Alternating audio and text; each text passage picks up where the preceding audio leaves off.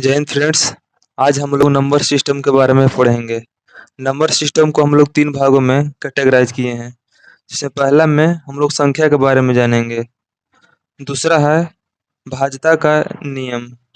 विभाज्यता के नियम में हम लोग 3 से विभाज्यता के नियम, 4 से विभाज्यता के नियम उससे बारी-बारी से पढ़ेंगे। और तीसरा है संख्या पर आधारित सूत्र। संख्या पर आधारित सूत्र जितने भी है उसे मैंने इकट्ठे किए हैं और तीसरा वीडियो आपको संख्या पर आधारित सूत्र के बारे में बताया जाएगा। पहला है संख्या के बारे में पढ़ना। तो आइए हम लोग जो इस वीडियो को संख्या पर आधारित पढ़ना है, तो हम लोग विभिन्न संख्या के बारे में जानते हैं।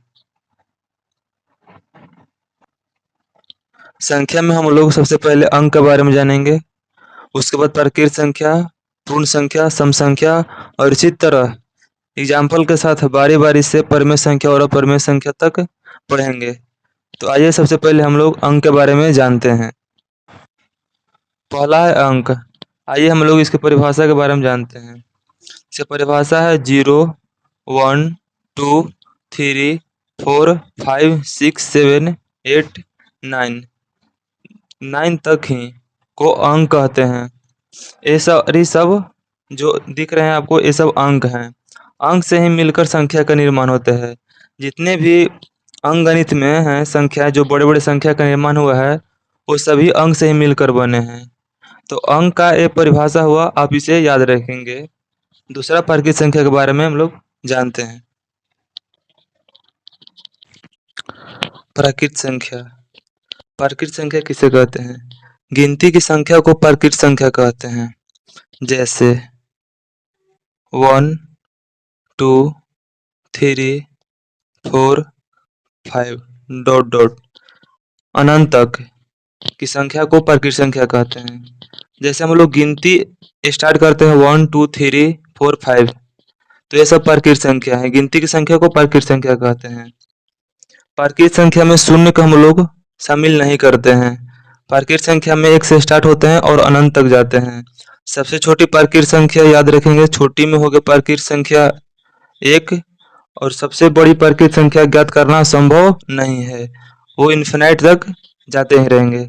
तो प्राकृत संख्या में सबसे छोटी संख्या 1 है और बड़ी संख्या प्राकृत संख्या ज्ञात करना संभव नहीं है। और याद रखेंगे 0 को हम लोग प्राकृत संख्या में शामिल नहीं करते हैं।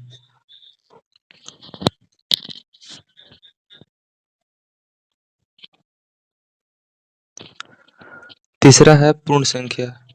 पूर्ण संख्या की परिभाषा हम लोग पढ़ते हैं। प्राकृत संख्या में संख्यांक 0 को शामिल करने से प्राप्त संख्या परिवार पूर्ण संख्या कहलाती है। यानी प्राकृत संख्या हम लोग पढ़े थे 1, 2, 3, 4, 5 ... अनंत तक। ये है प्राकृत संख्या। और प्राकृत संख्या में अगर हम 0 को शामिल कर देंगे तो ये पूर्ण संख्या बन जाएंगे। ये है पूर्ण संख्या का एग्जाम्पल। प्राकृत संख्या में 0 को शामिल करने से पूर्ण संख्या बनती है। पूर्ण संख्या में केवल 0 अब शामिल कर देंगे तो ये पूर्ण संख्या बन जाएंगे। सबसे छोटी पूर्ण संख्या है 0। सबसे बड़ी पूर्ण संख्या ज्ञात करना संभव नहीं है, तो ये हो गया सबसे छोटी पूर्ण संख्या 0। अब पूर्ण संख्या, सबसे बड़ी पूर्ण संख्या ज्ञात करना संभव नहीं है। आगे हम लोग पढ़ते हैं चौथा सम संख्या के बारे में। सम संख्या वैसी प्राकृत संख्या जो 2 से पूर्णतः विभाजित हो जाए सम संख्या कहलाती है। जो 2 से पूर्णतः विभाजित हो जाएंगे, पूर्णतः विभाजित होंगे, वो सम संख्या कहलाते हैं। जैसे में 2 तो 2 से पूर्णतः विभाजित हो जाएगा, 4, 5 नहीं होंगे, 6 हो जाएंगे, 7 नहीं होंगे, 8 हो जाएंगे, 10। इसमें 2 ये सम संख्या कहलाएंगे, 4 हो जाएगा सम संख्या, 5 सम संख्या नहीं है क्योंकि इसमें 5 में हम लोग 2 से भाग लगाएंगे तो पूर्णतः विभाजित नहीं होगा। पूर्णतः विभाजित होना चाहिए, पॉइंट में नहीं। तो ये सम संख्या कहलाएंगे 10 ... आगे आप एक नोट में याद रखिएगा, नोट कि सम संख्या के अंत में 0, 2, 4, 6, 8 ये ... सभी आते रहेंगे। तो ये समझ जाना है कि ये सम संख्या है और ये 2 से पूर्णतः विभाजित हो जाएंगे। जिस संख्या के अंत में 0, 2, 4, 6, 8 है। जैसे में 3, 2, ये लास्ट में 2 है यहाँ, तो ये संख्या 2 से पूर्णतः विभाजित हो जाएगा। जैसे 6, 8, 3, 4, ये संख्या के लास्ट में 4 है, तो ये संख्या भी 2 से पूर्णतः विभाजित हो जाएगा। तो ये संख्या जो पूरा संख्या है, ये सम संख्या कहलाएंगे। ये था सम संख्या। आगे हम लोग पढ़ते हैं विषम संख्या के बारे में।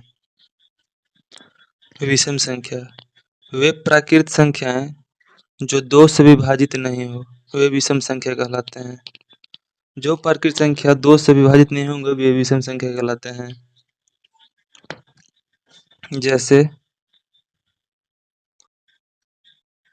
3 हो जाएंगे, 5,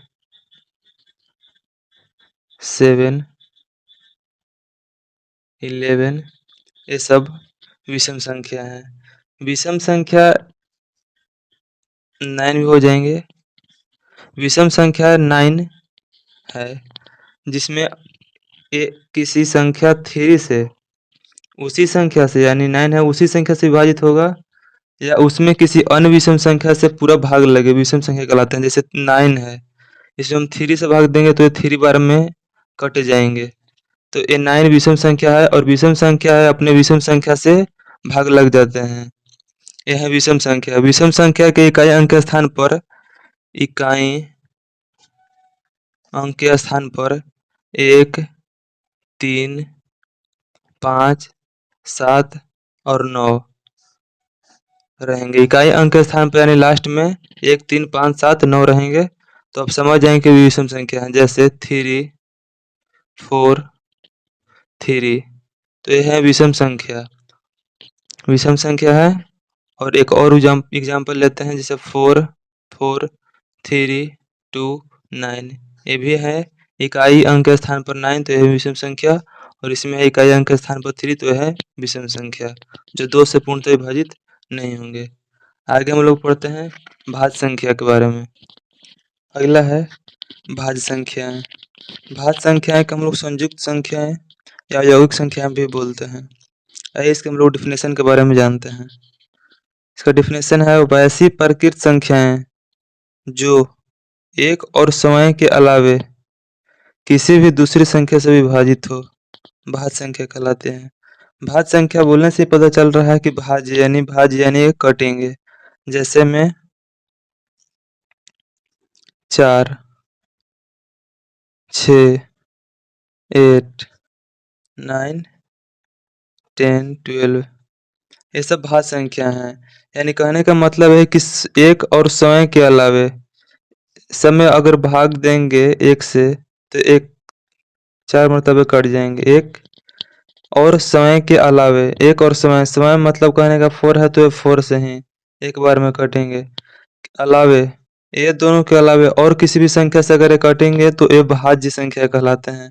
जैसे एक और अपने आप यानी समय के अलावे ये 4 2 से भी कट रहा है 2 बार में, तो ये भाज्य संख्या होंगे। जैसे हम 9 के लेते हैं, 9 को 1 से लगाएंगे तो 9, और समय से 9 को 9 से लगाएंगे तो 1 बार में, और 9 को 3 से भी लगा रहे हैं तो 3 बार में कट जा रहा है, यानी कि ये भाज्य संख्या है। इसी तरह से 10 भी और 12 भी भाज्य संख्याएं हैं। यानी एक और समय, यानी 1 से लेंगे और समय के अलावे और किसी भी संख्या से अगर कट रहा हो तो वो संख्या भाज्य संख्या कहलाते हैं। आगे हम लोग पढ़ते हैं अभाज्य संख्या के बारे में। अभाज्य संख्या, अभाज्य संख्या को असंयुक्त संख्या या ऋण संख्या भी कहते हैं। आइए हम लोग इसके डिफिनेशन के बारे में जानते हैं। एक से बड़ी वैसी प्रकृत संख्या, यानी एक से बड़ी, एक को छोड़कर एक से बड़ी वैसी प्रकृत संख्या जो एक और समय के अलावे किसी भी दूसरी संख्या से विभाजित न हो, अभाज्य संख्या कहलाती है। जो सिर्फ एक और समय के अलावे हैं, किसी भी दूसरी संख्या से न कटे तो यह अभाज्य संख्या कहलाती है। जैसे में 2, 3, 5, 7, 13, 17, ये सब अभाज्य संख्याएं हैं। जैसे हम लोग 2 में भाग देंगे 1 से तो सिर्फ ए 2 बार में कटेंगे और 2 को 2 से भाग देंगे तो ए 1 बार में कटेंगे। इसके अलावा 2 किसी और संख्या से नहीं कटेंगे तो ये अभाज्य संख्या कहलाते हैं। 3 में भी वही है, 7, 13, 17 ये सब अभाज्य संख्याएं हैं। तो ये अभाज्य संख्या की परिभाषा हुआ। आगे हम लोग पढ़ते हैं सअभाज्य संख्या। इसका डेफिनेशन है, जिन दो प्राकृत संख्याओं का महत्तम समवर्तक एक हो तो वे दोनों संख्याएं सअभाज्य संख्या कहलाते हैं। आप महत्तम समवर्तक के बारे में जान रहे होंगे। तो दो प्राकृत संख्याओं का महत्तम समवर्तक एक हो तो वे दोनों संख्याएं सअभाज्य संख्याएं कहलाती है। जैसे 4, 5 ये दोनों सअभाज्य संख्या होंगे क्योंकि इसका महत्तम समवर्तक एक होता है। 5, 7, 4, 7, 12, 13 ये सब भी जोड़े में सअभाज्य संख्या हैं। इस पर गौर करके आप देखिएगा तो दो लगातार प्राकृत संख्याएं सअभाज्य संख्या होती है, यानी 4, 5, 5, 7, 4, 7 प्राकृत संख्या अभाज्य संख्याएं हैं। तो यह है सअभाज्य संख्या का डेफिनेशन। आगे हम लोग जानते हैं परिमेय और अपरिमेय के बारे में।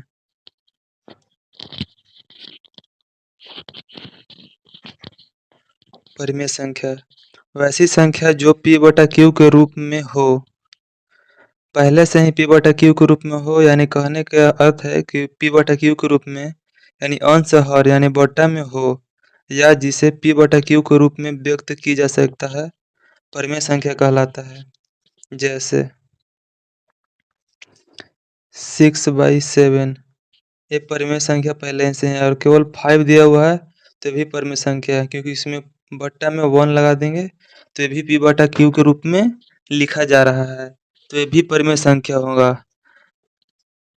0 भी परिमेय संख्या होगा, -1 भी होगा, √4 भी होंगे परिमेय संख्या, क्योंकि में बटा 1 कर देंगे तो ये भी परिमेय संख्या हो जाएगा। प्रत्येक प्राकृत संख्या परिमेय संख्या होती है, यानी आप देख रहे होंगे कि प्राकृत संख्या यानी गिनती की संख्या को प्राकृत संख्या कहते हैं। तो ये 4 भी परिमेय संख्या है, ये भी प्राकृत संख्या है और ये परिमेय संख्या भी है। 5 है तो ये भी प्राकृत संख्या है और इसको भी परिमेय संख्या के रूप में लिखा जा रहा है। तो प्रत्येक प्राकृत संख्या परिमेय संख्या होती है। प्रत्येक पूर्ण संख्या भी परिमेय संख्या होती है, यानी पूर्ण संख्या में 0 में शामिल कर देंगे प्राकृत संख्या में तो पूर्ण संख्या हो जाता है।